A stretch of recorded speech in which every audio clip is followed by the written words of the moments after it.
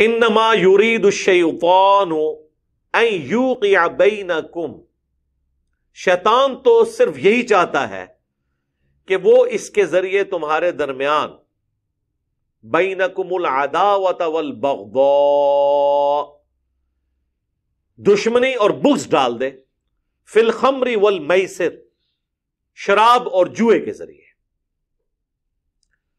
کتنی انٹلیکچوئل بات ہے کہ شیطان اس کے ذریعے کیا کروانا چاہتا ہے؟ دشمنی۔ ظاہر ہے جوا ایک بندہ بار بار ہار رہا ہے، جس سے ہار رہا ہے اس کے لیے دشمنی نہیں آئے گی، قتل نہیں ہو جاتے اور مخبریاں کر کے چھاپے نہیں ڈلوا دیتے، دشمنی میں ہی ڈلواتے ہیں نا۔ اور شراب میں بھی یہی ہے، شراب پیے ہوئے بندے کو تو ہوش ہی نہیں ہے، وہ بکواس کرے گا۔ بعض اوقات انسان بڑے کوئی تلخ موڈ میں بیٹھا ہوتا ہے اور اس کا قریبی دوست جس نے نشہ کیا ہوا ہے اس کو کوئی گالی نکال دے، ہو سکتا ہے اس کو فائر ہی مار دے۔ تو دل میں نفرت ان دو چیزوں کی وجہ سے آ جاتی ہے، شراب اور جوئے کی وجہ سے۔ اور یہ دو کام وہ لوگ کرتے ہیں، وہ کامن ہے، یہ کام کرنے والے لوگ، یہ کامن کام ہے جو ایک طرح کے لوگ کرتے ہیں، جو زندگی کے تلخ حقائق کا سامنا نہیں کر سکتے اور شارٹ کٹ کی تلاش میں رہتے ہیں۔ جوا کیوں کھیلتا ہے وہ؟ یہ کوئی نشہ تو نہیں ہے، جلد از جلد امیر ہونے کے لیے، پیسہ کمانے کے لیے، تو یعنی شارٹ کٹ۔ شراب کے کیس میں بھی شارٹ کٹ ہوتا ہے، کیونکہ اس میں آپ محنت نہیں کرتے، آپ خود ہی ٹون ہو جاتے ہیں کہ چلو یار کچھ نہیں، ہم اپنا جہاں نہیں بدل سکتے، اپنے اس جہاں کو بدل نہیں سکتے، تو ہم وکھرے جہاں میں جا کے داخل ہو جائیں۔ تو شراب پینے والا بندہ بھی وہ آپ اس طرح سمجھیں کہ جو جوا کھیلنے والا ہے نا، وہ اس کبوتر کی مانند ہے جو بلی کو مارنے کی کوشش کرتا ہے اور بلی کا شکار ہو جاتا ہے، اور شراب پینے والا اس کبوتر کی مانند ہے جو بلی کو مار تو نہیں سکتا لیکن اپنی آنکھیں بند کر لیتا ہے، لیکن بلی پھر بھی آگے اسے دبوچ لے گی۔ آنکھیں بند کرنے سے بلی نے کبوتر کو معاف تو نہیں کرنا۔ تو وائس ورسا ہے، اینڈ رزلٹ دونوں کے کیس میں سیم ہی ہے، شراب ہو یا جوا ہو۔ بٹر فیکٹس آف لائف کو جو لوگ فیس نہیں کر سکتے وہ ان دو چیزوں کا سہارا لیتے ہیں۔ تو اس لیے اللہ تعالیٰ نے ان کا اکٹھا ذکر کیا۔ تو اللہ تعالیٰ ماتا ہے اس کے ذریعے شیطان تمہارے درمیان دشمنی ڈلوانا چاہتا ہے، بغض ڈلوانا چاہتا ہے، وَيَصُدَّكُمْ عَنْ ذِكْرِ اللَّهِ، اور تمہیں روک دینا چاہتا ہے اللہ کی یاد سے، وَعَنِ الصَّلَاةِ، اور نماز سے۔ فَهَلْ أَنْتُمْ مُنْتَهُونَ، تو باز آتے ہو کہ نہیں؟ یہ ہے دھمکی، یہ آخری حکم تھا۔ اس کے بعد بخاری مسلم میں آتا ہے بھی صحابہ کرام نے پھر شراب کے مٹکے توڑ دیے، مدینہ شریف کی گلیوں میں شراب بہا دی۔ حضرت انس بن مالک کہتے ہیں میں نے جب آ کے اپنے باپ کو بتایا نا، ابو طلحہ انصاری کو، کیونکہ ان کی جو ماں تھی نا ام سلیم، ان سے نکاح کر لیا تھا ابو طلحہ انصاری نے، تو یہ باپ ہی حضرت ابو طلحہ لگتے تھے حضرت انس بن مالک کے۔ تو وہ وہاں نشے کی حالت میں ہی بیٹھے ہوئے تھے، ان کو آگے بتایا گیا کہ اللہ کے نبی علیہ السلام نے اب اسے حرام کر دیا۔ تو انہوں نے کہا جاؤ یہ مٹکے توڑ دو اور اسے بہا دو۔ انہوں نے یہ بھی نہیں کہا کہ ہم نہیں پیتے، کافروں کو بیچ دیتے ہیں، جس طرح ہمارے مسلمان باہر کے ملکوں میں سارا حرام کاروبار کر رہے ہیں، داڑیاں بھی رکھی ہوئی ہیں، نمازیں بھی پڑھ رہے ہیں، صدقہ اور خیرات بھی کر رہے ہیں، اور شراب کا سارا بزنس، سور کے گوشت کا سارا بزنس۔ اس میں میری ویڈیوز بھی ریکارڈ ہوئی تھی، اور وہ کہتے ہیں جی سور کھانا حرام ہے، بیچنا تو حرام نہیں ہے، شراب پینی حرام ہے، بیچنی تو حرام نہیں ہے۔ جی آپ نے احادیث پڑھی ہو، قرآن کا مزاج سمجھا ہو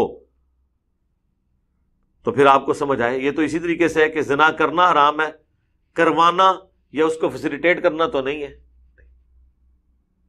ان کے بعد مثال پتہ کیا ہوتی ہے؟ ہیروئن کی جو اسمگلنگ کرنے والے بھی ہیں ہمارے، وہ فرنٹیئر کے پی کے طرف جو لوگ ہیں، افغانستان میں اب تو کافی کنٹرول ہو گیا، وہ پلی یہ لیتے ہیں کہ جی دیکھیں جی گدھا کھانا حرام ہے لیکن گدھے کی خرید و فروخت جائز ہے، گدھے کے گوشت کی خرید و فروخت تو جائز نہیں ہے اسلام میں۔ ہاں یہ فرق ہے۔ ساڑھے لوگ بھی فون کرتے ہیں ہاں گال تو بڑی چنگی کی تھی، دماغ نہیں تیرا کام کرتا، گال بڑی چنگی کی تھی ہے۔ وہ تو پھر آپ کتے کا بھی اس طریقے سے معاملہ کر سکتے ہیں، لیکن کتا رکھنا کب جائز ہے؟ بخاری مسلم دونوں میں حدیث ہے کہ جس شخص نے شکار یا حفاظت کے بغیر کتا رکھا اس کے نائمہ مال سے روزانہ 2 قرات اجر کم ہو جائے گا، اور 1 قرات احد پہاڑ کے برابر ہے، جو آلموسٹ 7.5 کلومیٹر پہ پھیلا ہوا پہاڑ ہے۔ اس کے وزن کے برابر کسی کی اگر نیکیاں ہوئیں تو روزانہ اس کے نامہ مال سے نکل جائیں گی۔ وہ ایک بار احد پہاڑ نکلے گا تو پیچھے پلے کچھ نہیں رہنا، روزانہ لی تو گالی کوئی نہیں۔ تو اب یہ تو نہیں ہے کہ آپ نے تو کتے کی اجازت کب دی گئی؟ ان سرکمسٹانسز میں۔ تو گدھا چونکہ استعمال ہوتا ہے ٹرانسپورٹیشن کے لیے، آج بھی استعمال ہوتا ہے، خچر استعمال ہوتا ہے ٹرانسپورٹیشن کے لیے۔ ابھی بھی آپ چلے جائیں پہاڑی علاقوں میں، جتنی فوج کی اوپر بنی ہوئی ہیں چوکیاں، وہاں تک تو گاڑیوں کو راستے ہی نہیں بنے ہوئے۔ ہیلی کاپٹر پہ تو آپ وہاں ان کو کھانا نہیں پہنچا سکتے نا، ورنہ تو ایک بندے کا جو کھانا ہے وہ آپ کو لاکھوں روپے میں ایک وقت کا پڑے گا۔ ہیلی کاپٹر سے اگر وہاں اتاریں گے تو وہ خچروں پہ لاد کے نہ لے کے جاتے ہیں۔ اس لیے آپ دیکھیں فوجیوں نے خچر پالے ہوئے ہوتے ہیں، بڑی بار ان کی موجیں لگی ہوئی ہیں، کبھی کبھار ان کی ضرورت پڑتی ہے، سارے خچر نہیں استعمال ہو رہے ہوتے۔ تو آج بھی اس کے لیے استعمال ہو رہے ہیں۔ اتنے ماڈرن دور میں بھی آپ ان چیزوں سے جان نہیں چھڑا سکتے۔ تو خچر یا گدھا، اس کا گوشت تو حرام ہے۔ بخاری مسلم میں آیا کہ نبی صلی اللہ علیہ وآلہ وسلم نے پالتو گدھوں کے گوشت کو حرام فرما دیا غزوہ خیبر کے موقع پر۔ گھوڑا جو ہے وہ حلال ہے، سب کے نزدیک حلال ہے، حنفیوں کے نزدیک بھی ہے۔ یہاں وہ بعض اوقات کہہ دیتے ہیں جی مکروہ ہے، جو کہ جہاد میں استعمال ہوتے ہیں۔ اب اس طریقے سے تو استعمال نہیں ہوتے، جس زمانے میں صرف اسی پہ ڈیپینڈنٹ تھے تو وہ اس وقت معاملہ اور تھا۔ اب تو چونکہ اس طرح کا اتنا زیادہ یوز نہیں ہے اس کا۔ وہ جو حرام چیزیں ہیں اس اعتبار سے کہ وہ کھانے سے تعلق رکھتی ہیں، تو ان کی خرید و فروخت گوشت کے لیے نہیں کی جاتی ہے، بلکہ اس کام کے لیے جس کے لیے وہ یوز ہوتے ہیں، تو وہ کاروبار حلال ہوگا۔ لیکن اگر کوئی شخص کسی ہوٹل والے کو گدھا بیچ رہا ہے اور زندہ ہی بیچ رہا ہے، لیکن اسے تو پتا ہے نا کہ اس نے نہاری بنا کے آپ کو کھلانی ہے۔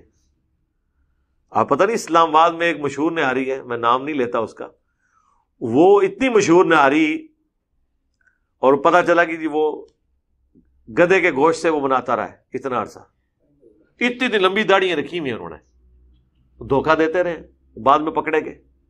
اسلام آباد میں تو آپ کو کئی ایک ہوٹلوں پہ اس طرح کا معاملہ ملے گا، کیونکہ حلیم ہے، نہاری ہے، اس میں تو کوئی بھی گوشت ڈلا ہوا ہے، کیا پتہ چلتا ہے کسی بندے کو۔ تو اس لیے بہتر یہ ہے کہ دال روٹی پہ ہی گزارا کریں وہاں پہ۔ اب ہوٹل والے کو گدھا دینا اور کہنا کہ میں زندہ گدھا دے رہا ہوں، اس کے مال اس کے ساتھ ہے، تو پھر وہ ہوگا وَتَعَاوَنُوا عَلَى الْبِرِّ وَالتَّقْوَى وَلَا تَعَاوَنُوا عَلَى الْإِثْمِ وَالْعُدْوَانِ۔ نیکی اور پرہیزگاری کے کاموں میں ایک دوسرے کی مدد کرنی ہے، برائی کے کاموں میں مدد بھی نہیں کرنی، آپ کا کاروبار حرام ہو جائے گا۔ اسی طریقے سے آپ کو اگر یہ پتہ چل گیا کہ کسی شراب خانے کے لیے آپ سے سیمنٹ، بجری، سریا، اینٹیں مانگی جا رہی ہیں پیورلی، تو آپ نہ دیں میرے بھائی۔ کیوں وہ بے برکتی کرتے ہیں اس کام میں؟ آپ بالکل اس کا حصہ نہ بنیں۔